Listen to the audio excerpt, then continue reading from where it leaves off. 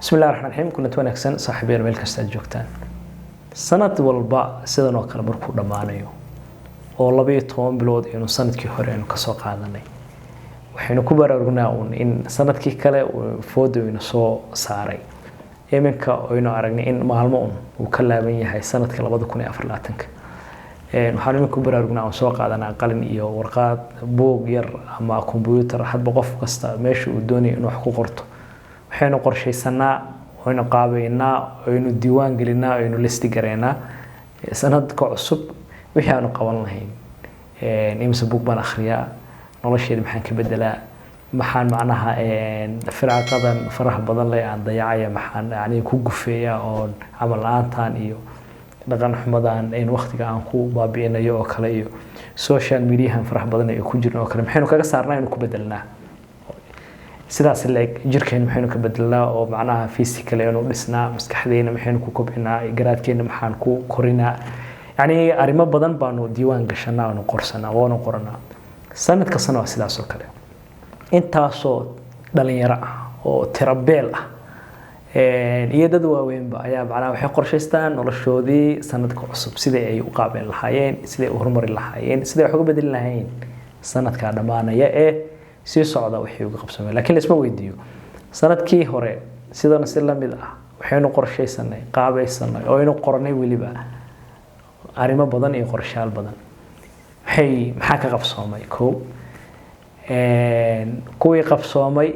waa faliila alxamdu hadayba qabsoomeen be maxaa fududeeyay inay qabsoomaan iyo intii aan qabsoomina noo furin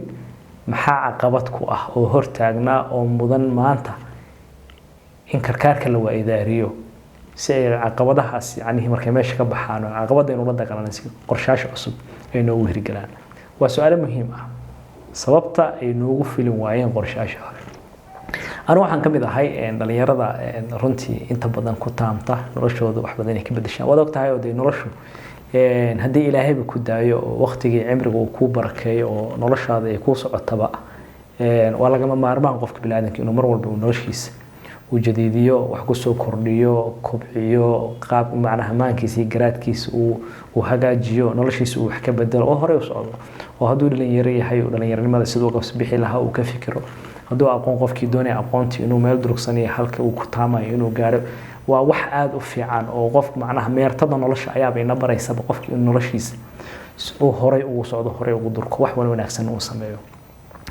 marka waxaan muuqaalkan aan ugu talagalay aniga waliba markasta muuqaalada aan sameeyo number 1 aniga horta dhiirigelin weyn yihiin oo ma garanayo dadka qaar inay dabcigaas leeyihiin muuqaalada marka aan duubo oo aan diyaariyo intaana baahin oo aan daawada dhowr jeer baan ku ceshada markaan arko runtii inay aniga runtii ay anfac yeesheen baan asxaabta kalena ay raahdaa dabcan waxbay u tarayaan marka muuqaalkan waxa uu talagalay baraarujin runtii aniga naftayda aan ka bilaabo iyo akhyaarta kale la midka ah ee doonaysa naftooda iyo noloshooda inay wixii hore ee sanadkii hore ee qorsheysteen wax ka qabsoon way inay wax ka bedelaan qorshaal cusub oo kale ay la yimaadaan habeenayd waxa aqrinay qormo runtii in aan magaciisa aad u xasuusano Cabdi aan ka xasuusto magaciisa koobaad uu soo qoray wuxuu ka hadlayaa runtii qodobo cajiib oo aad u qurux badan oo waliba mar aan jeclaysanay inaan bal idin la wadaago intaan mar idin soo qoray inaan bal dib aan qodobada muhiimka ah hortaminta leh inaan bal ka soo xusho aan idin la wadaago wuxuu leeyahay qodobada ugu muhiimsan qodobka ugu weyn oo soo qaadanaya waxa weeye markay la doonayeen inuu qodobo iyo barnaamijyo wax ka bedel nololeed aan doonayeen inaan sameysano oo si macnaha aanu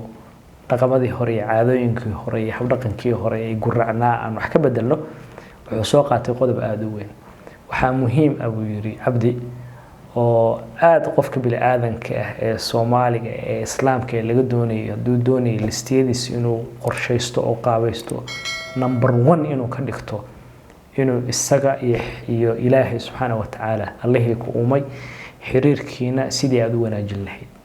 xiriirkiina haduu wanaagsana sida u sii kordhin lahayd kobcin lahayd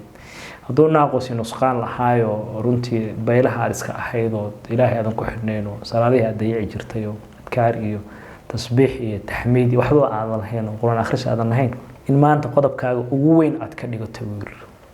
arinta ugu muhiimsan inay ku noqoto ina ilaahay subhanahu wa ta'ala xiriir wanaagsan aad la yeelato marka qodobadaas waa muhiim runtii in laga fikiro haddii aynan ka fikirin wixii qorshe ahaa aynu sanadkii hore aynu soo dhiganay inaynu hore ugu soconin wax ka bedelno dabcan haddii ilaahay nafta kuu daayo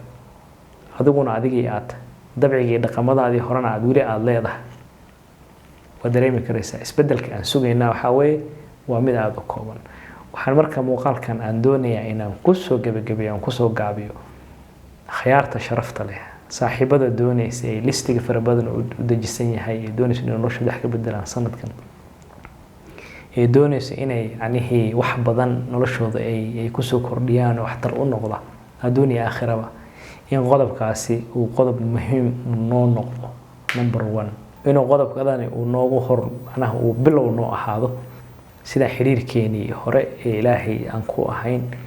iyo maanta inaan wax badan ka bedelno isweydiino shalay maxay wax suura gali waayeen aadan isku canaanan maxaa xiriirkaaga uu gaabiyay aadan isku canaanan laakiin maanta ay tahay fursad qaali ah